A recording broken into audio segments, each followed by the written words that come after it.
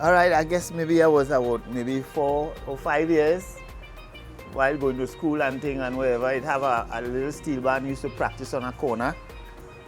And I used to go and we couldn't go close. I had to stand up a little distance and watch them, but wish I could have take part in it. And I just used to watch them, and the sound of the instrument kind of captured me a bit, right?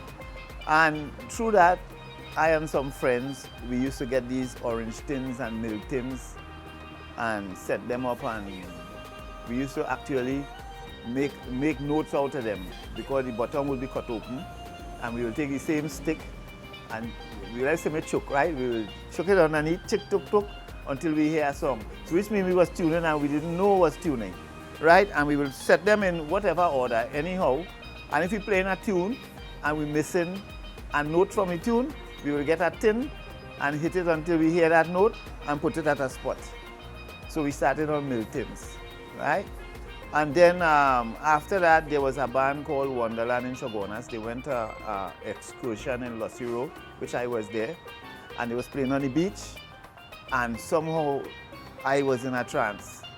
I hear them playing and I just there and wishing that I could be playing, right?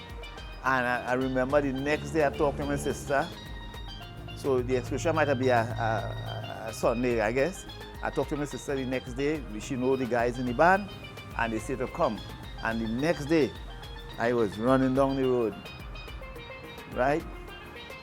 Yeah, but before that, on my street, there was a guy with, I think it's 3 bass pans, 3 single bass pans, and they had a tenor pan. And a friend of mine, a next door neighbor, well, Clifford Stewart, we call him Lidham, he and the guy was playing, and he was playing a tune called Limbo Rock. And I went and started to learn that tune. And I think that was the first tune I learned on a real pan start to play.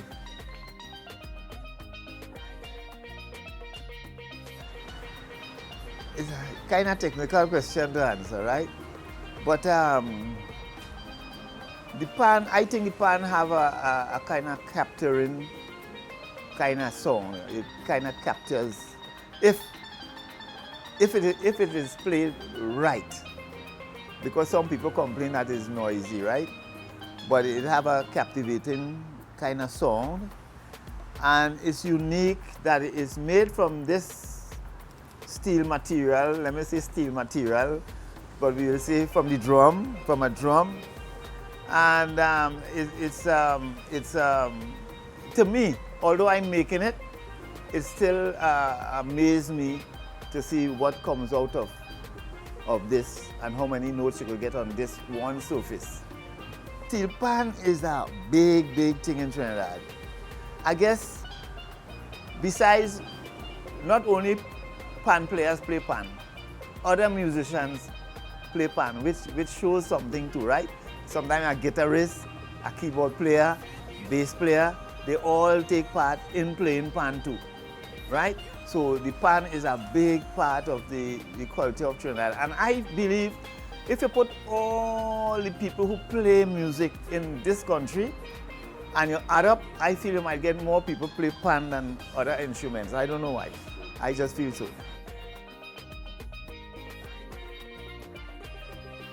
Wow. First, I never thought of being a pan tuner, right? Because at those times it was not like a career. Like now they're teaching people, you could go and take a pan tuning course and you could come out a pan tuner and it have business now, right? At them times, just a few pan tuners and they mostly making pan for the steel band. Not much people would say would buy pan or buy a pan for the child, right? But the reason why I started, I was just imagining if I have a pan and like I go somewhere and there's no pan tuner around, I want to be able to fix the note. That's all I wanted to do. But I didn't have a pan to practice that, so I had to get a drum and make from what I saw the pan tuners do, because sometimes the pan tuner come to the pan yard and make like background pan and thing on the spot. And then my father, I realized, or I get to know after I start playing pan, that he had a pan side.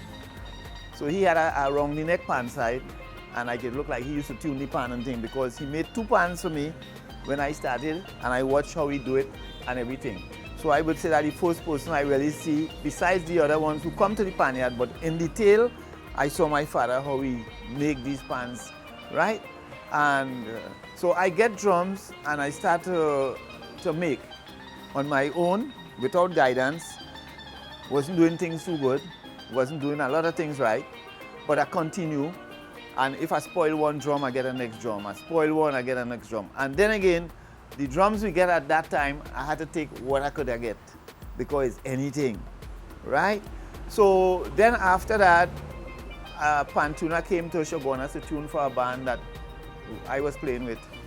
And he was making pans for other bands like Despas and some other bands. So he wanted people to work with him. And with my experience, and I had some other friends who started too, but I was serious into it. And I started preparing pans for him. So I was his main person preparing pans, and then I sit down and I watch him, and I watch all what he did, and I start to learn, and I practice. And then I start to get somebody want a pan, and then still start to come, and things like that, right? Then now, I started with, I wanted to see a pan without the skirt. So I wanted to see a pan with just that belly thing. So I made a pan, and the skirt was about maybe 4 or 5 inches, and I cut the skirt shorter to about just a little piece, 1 inch. But what happens when a pan is tuned and you cut the skirt after, it lose the tension and it lose the song. And that time I couldn't tune good to bring it back to work on that kind of thing, right? So that was a first idea. Our next idea was the pan stand, because the pan stand they still have some in that where it can't break down, and you're moving with this big thing, it could hardly go in a car trunk. So I came and I come up with the collapsible pan stand, right? After that, I got this idea where to draw the outer notes of a pan, we had to have measurements, or we have to have a pan next to us, and we would measure it and then put it on the drum. I came up with a device that you just put it on the drum and it have all the measurements and for all the pans. That was the next, well that is an invention, that's not an innovation, right? Then when you're hanging 2 pans together, sometimes one comes like this and one like this, you know, so you don't get it level. So I come up with a device that you hook the pan on it and you get the tilt you want, and wherever that thing is on the pan, that's the way you drill in the hole. So you do the both pan like that, and they coming out balanced, because two pans might not be, even though you measure and you bore hole, one might have more weight at a certain part. So what happens now, you're balancing the pan instead. So if the 2 of them get the right balance, it will come out. So that's the pan balancer. That one now, that's an invention. Right? Then I came up with the pan tuning stand, right? Something that you could tilt and have it to whatever position you want it. The pan tuning stand, right? That's you could say it's an invention there, right?